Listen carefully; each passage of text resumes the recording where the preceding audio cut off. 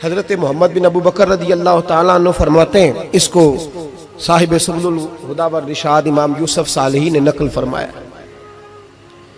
कहते हैं कि मैं हुजूर के साथ एक जंग पे गया तो वापस हम आ रहे थे, तो उस जंग में बड़ी फतह हुई। 5वां हिस्सा माले गनीमत का हमने सरकार की बारगाह में नजराना पेश किया तो 80 ऊंट हुजूर के हिस्से में भी आए, इतना नफा मिला। वापस आ रहे थे तो एक जगह शाम का वक्त हो गया, कुछ इलाका अच्छा मिला तो हुजूर ने फरमाया सफर आगे ना करो, यहीं पड़ाव कर लो, पता नहीं आगे जाके कोई ऐसी अच्छी जगह मुयस्सर आए ना आए। हालांकि हुजूर सारा कुछ जानते हैं, पर तालीम उम्मत के लिए फरमाया यही। कहते खेमे लग गए, रुक गए। एक एक खेमे में 2-2 4-4 आदमी। फरमाते मेरे खेमे में हजरत मोहम्मद बिन अबू बकर जनाब अबू बकर के साहिबजादे, तो मेरे खेमे में जो सियाबी थे ना वो बड़े मोटे ताजे थे, बड़े वजूद उनका बस्ततन फिल इल्म वल जिस्म, मोटे तगड़े। मगरिब की नमाज पढ़ने हम हुजूर अलैहिस्सलातु सलाम की बारगाह आली मर्तबत में हाजिर हुए। हुजूर के पीछे नमाज पढ़ी इक्तदा में। कहते नमाज मुकम्मल करके ना तो सियाबी का दिल किया मैं दस्त बोसी करूं। उस जमाने में लोग लकड़ी के जूते पहनते थे, खड़ाओं कहा जाता था। हुजूर के कदमैन शरीफैन पर नालैन मुकद्दस नहीं थे और हुजूर का वजूद ना बड़ा नाजुक था। सहाबा कहते हैं जब दस्ते मुबारक में हाथ मिलाते थे तो हुजूर का दस्ते मुबारक कस्तूरी से ज्यादा खुशबू वाला होता था और बर्फ से ज्यादा ठंडा होता था। तो फरमाते हैं हुजूर की बारगाह में ना नमाज के बाद जब सहाबा बिखरे तो वो भी आगे बढ़े सलाम। ये कुछ लोग आते हैं सलाम लेने, मुझे बड़ी तकलीफ होती है जब धक्के लगते हैं ना, तो मैं कहता हूँ यार ना आया करो, हम कौन सा कोई इतने एजाज वाले लोग, फिर धक्के लग। और कुछ इतनी मोहब्बत से सलाम लेते हैं, इतनी मोहब्बत से सलाम लेते हैं कि कई दफा जोड़ हिल जाते हैं, इतना जबरदस्त सलाम लेते हैं। वो पीछे खड़े होते हैं तो हाथ खींच लेते हैं। अब वो तबीयत भी नहीं चाहती कि किसी को कुछ कहा जाए, लेकिन वो बाद में महसूस होता है कि ये मोहब्बत हुई है और मोहब्बत में मामलात बड़े दूर निकल जाते हैं कई दफा। तो मोहब्बत तो इसका नाम है कि महबूब को आसानी किस बात में है, महबूब को आसानी किस बात में है। मोहब्बत इस चीज का नाम, इस चीज का नाम नहीं कि मैं क्या ख्वाहिश कर रहा हूं, महबूब वो वाली करे ना।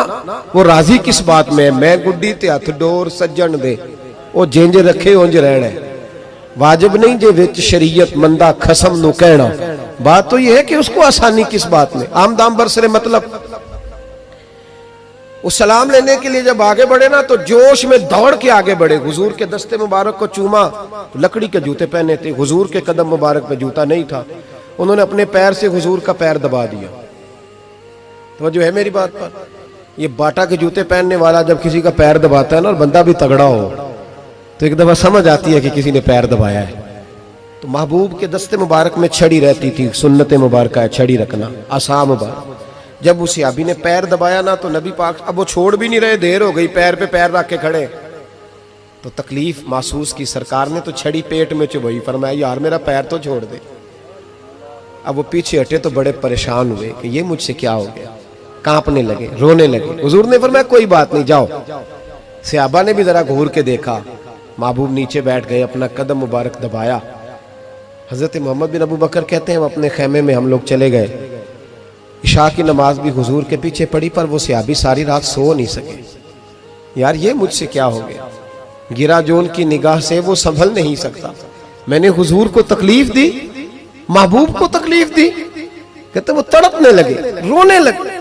ये मुझ सारी रात मैं तसल्ली देता कि यार वो कोई ऐसी वैसी बात नहीं, अल्लाह ने हमारे महबूब को रहमत लिल आलमीन बनाया और हुजूर जानते हैं कि तूने जानबूझ के ऐसा नहीं किया। लेकिन वो अंदर का जो है ना वो माहौल, वो उनको सोने नहीं देता। कहते हैं सहरी का वक्त हुआ तहज्जुद का, तो सैयदना बिलाल हबशी आए, खेमे के बाहर खड़े हो, कहने लगे बंदा किधर है जिसने कल मगरिब के वक्त हुजूर का पैर दबाया, किधर है? कहते हैं अब तो वो और डरे और कहने लगे लगता है मेरी मुजम्मत में कुरान आ गया।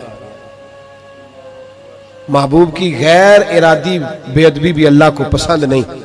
कहा लगता है आयतें आ गई, पता नहीं मेरे बारे में क्या हुक्म आया होगा, आप अपने अब्बा से कह के मेरी सिफारिश कराएंगे, जनाब सिद्दीक अकबर से कहेंगे, कहीं ऐसा ना हो कि मेरी दुनिया भी जाए और आखिरत भी जाए।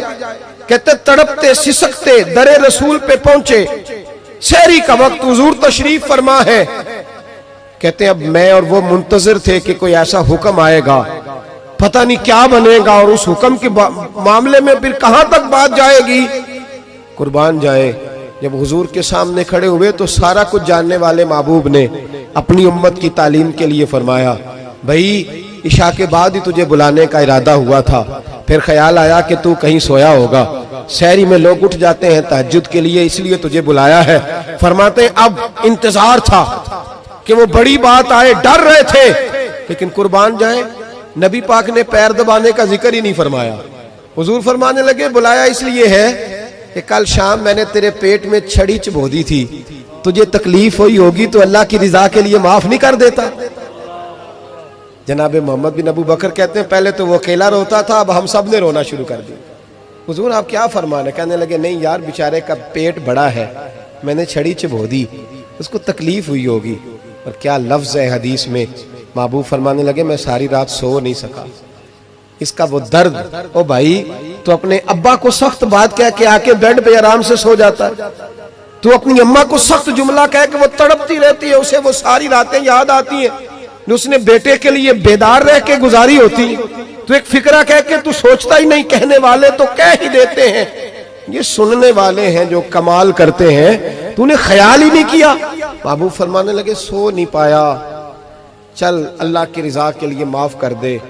तो कहने लगे हुजूर वो तो मैंने पैर दबाया था इसलिए आपने मुझे छड़ी चबोई, आप क्या कह रहे हैं? तो महबूब फरमा देखे वजाहत देखे, महबूब फरमाने लगे तूने तो अन देखे पैर दबाया था, मैं तो देख रहा था, मुझे नहीं छड़ी चबोनी चाहिए थी, चल तू क्या मैंने माफ किया।